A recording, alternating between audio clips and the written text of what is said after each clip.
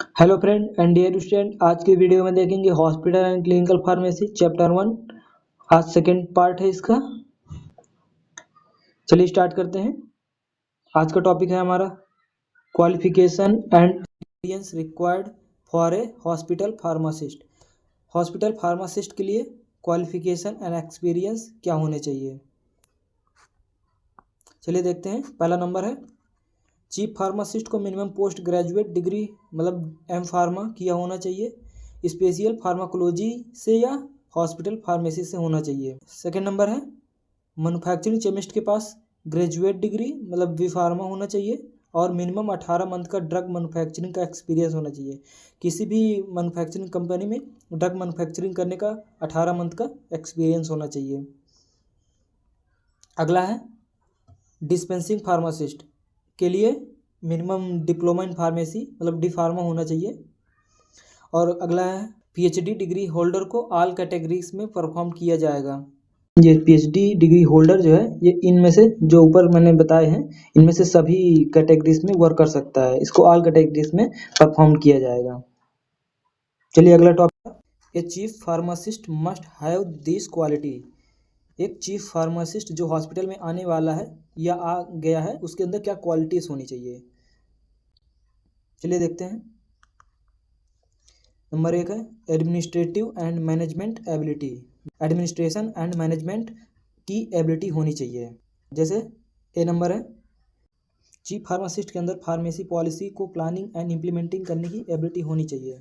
Chief pharmacist के अंदर जैसे फार्मेसी में जो पॉलिसीज होती हैं उनको प्लानिंग करने की एंड इम्प्लीमेंटिंग मतलब मैनेज करने की एबिलिटी होनी चाहिए। और बजट जो फार्मेसी में जो बजट है उसको बजट को बनाने तथा स्टॉक है मेडिसिन का उसको कंट्रोल करने की एबिलिटी होनी चाहिए।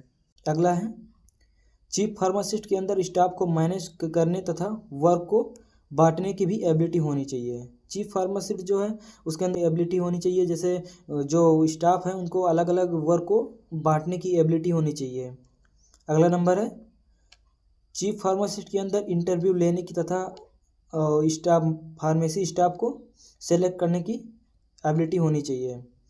चीफ फार्मासिस्ट जो है किसी जैसे न्यू फार्मासिस्ट जो हॉस्पिटल में आते हैं या नर्स आते हैं उनकी इंटरव्यू लेने की एबिलिटी होनी चाहिए। सेकंड नंबर है नॉलेज। चीफ फार्मासिस्ट के अंदर फार्मेसी के अंदर की ड्रग की कंप्लीट नॉलेज होनी चाहिए जैसे drug action, side effect, route of administration and quality control ETC की नॉलेज होनी चाहिए। अगला नंबर है मैन्युफैक्चरिंग एबिलिटी। चीफ फार्मासिस्ट के अंदर ड्रग को मैन्युफैक्चरिंग करने की एबिलिटी होनी चाहिए। कभी ड्रग की शॉर्टेज होने पर ड्रग की मैन्युफैक्चरिंग कर सके। जैसे कभी हॉस्पिटल में ड्रग की किसी तरह से शॉर्टेज हो जाती है तो उसके अंदर चीफ फार्मासिस्ट के अंदर ये एबिलिटी होनी चाहिए कि वो ड्रग को बना सके। अगला नंबर है चीफ फार्मासिस्ट के अंदर न्यू ड्रग की रिसर्च एंड डेवलपमेंट करने की एबिलिटी होनी चाहिए। चीफ फार्मासिस्ट जो है उसको न्यू ड्रग की रिसर्च करने की और डेवलप करने की मतलब एबिलिटी होनी चाहिए। अगला नंबर है टीचिंग एबिलिटी। चीफ फार्मासिस्ट के अंदर ट्रेनिंग के दौरान नर्स, स्टाफ एंड स्टूडेंट को लेक्चर देने की एबिलिटी होनी चाहिए। जैसे चीफ फार्मासिस्ट के अंदर ट्रेनिंग के दौरान जैसे नर्स या स्टाफ होते हैं तो उनको मतलब टीचिंग जो मतलब स्पीच देने की उसके अंदर एबिलिटी होनी चाहिए। जैसे जो न्यू फार्मासिस्ट आते हैं हॉस्पिटल में मतलब ट्रेनिंग के दौरान उनको मतलब अच्छे से गाइड और ट्रेंड करना चाहिए, इसकी एबिलिटी होनी चाहिए। Job specification for a hospital pharmacist. वो फार्मासिस्ट जो हॉस्पिटल में जॉब करने के लिए आ रहा है उसके अंदर क्या स्पेसिफिकेशन मतलब क्वालिटीज़ होनी चाहिए। चलिए आगे देखते हैं। किसी पर्सन को एक पोजीशन पाने के लिए जॉब स्पेसिफिकेशन एक रिकमेंडेड क्वालिटीज़ की लिस्ट होती है। आगे देखते हैं। एक फार्मासिस्ट के अंदर ये क्वालिटीज़ एंड एक्सपीरियंस होने चाहिए। जैसे एग्जांपल में है ड्रग डिस्पेंसिंग आना चाहिए उसको, परफॉर्मिंग क्वालिटी चेक मतलब ड्रग की क्वालिटी को चेक करना आना चाहिए उसको, formulating and reformulating doses form, drug या फार्मूला जो बनाया है उसे अलग अलग डोजेस मतलब जैसे सिरप, कैप्सूल, टेबलेट में बनाना आना चाहिए उसको। Monitoring and reporting drug safety मतलब मॉनिटर किसी पेशेंट को जैसे ड्रग का रिएक्शन या किसी तरह का साइड इफेक्ट होता है तो उसे मॉनिटर करना उसको आना चाहिए एंड उसका एक बाकायदे एक मतलब रिपोर्ट तैयार करना क्रिएटिंग मेडिकेशन बजट, किसी मतलब फार्मेसी में कोई पेशेंट आता है ड्रग लेने के लिए, उसका क्या खर्चा, मतलब कोई क्या खर्चा लगा उसको जोड़ के मतलब बताना, ये मेडिकेशन बजट कहलाता है। आगे देखते हैं, स्टोरिंग मेडिकेशन, जो मेडिसिन है उसको स्टोर करना आना चाहिए उसको। एंड ड्रग की क्वालिटी के अकॉर्डिंग प्लानिंग करना कि ड्रग हॉस्पिटल के अंदर मंगाना है या नहीं, इसका एक्सपीरियंस होना चाहिए। चलिए हम लोग अगला टॉपिक देखते हैं, workload requirement for a hospital pharmacist होना चाहिए, फार्मासिस्ट होना चाहिए, इसको आप फार्मासिस्ट बदल लीजिएगा, फार्मेसी लिखा हुआ है। इसका मतलब है हॉस्पिटल फार्मासिस्ट के लिए क्या वर्कलोड होना चाहिए।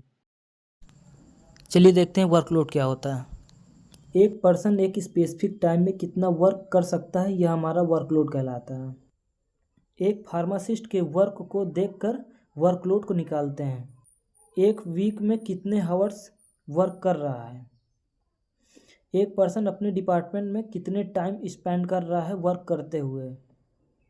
एक फार्मासिस्ट डेली कितने प्रिस्क्रिप्शन फिल्ड कर रहा है। एक हॉस्पिटल के अंदर कितने फार्मासिस्ट की ज़रूरत है, इसको हॉस्पिटल के बेड के अकॉर्डिंग रखते हैं। जैसे 50 बेड पे 3 फार्मासिस्ट होने चाहिए, और 100 बेड में 5 फार्मासिस्ट, और 200 बेड में 8 फार्मासिस्ट, और 300 बेड में 10 फार्मासिस्ट, और 500 बेड में 15 फार्मासिस्ट चाहिए। फार्मासिस्ट की आवश्यकता के अनुसार घटा और बढ़ा भी सकते हैं। चलिए देखते हैं अगला topic, interprofessional relationship of a hospital pharmacist. Hospital में डॉक्टर, नर्स एंड फार्मासिस्ट के बीच का रिलेशनशिप ही इंटरप्रोफेशनल रिलेशनशिप कहलाता है। चलिए देखते हैं डेफिनेशन इसकी। 2 या 2 से अधिक प्रोफेशनल्स के बीच में जो रिलेशनशिप होता है वो इंटरप्रोफेशनल रिलेशनशिप कहलाता है। एक हॉस्पिटल में गुड रिजल्ट पाने के लिए यह ज़रूरी है, इसलिए अलग अलग प्रोफेशनल्स के बीच पॉजिटिव रिलेशनशिप को मेंटेन रखना, जैसे doctor prescribe drug, pharmacist dispense drug and nurse patient को ड्रग देती है। चलिए आज यहीं तक रखते हैं इस वीडियो को। Thank you.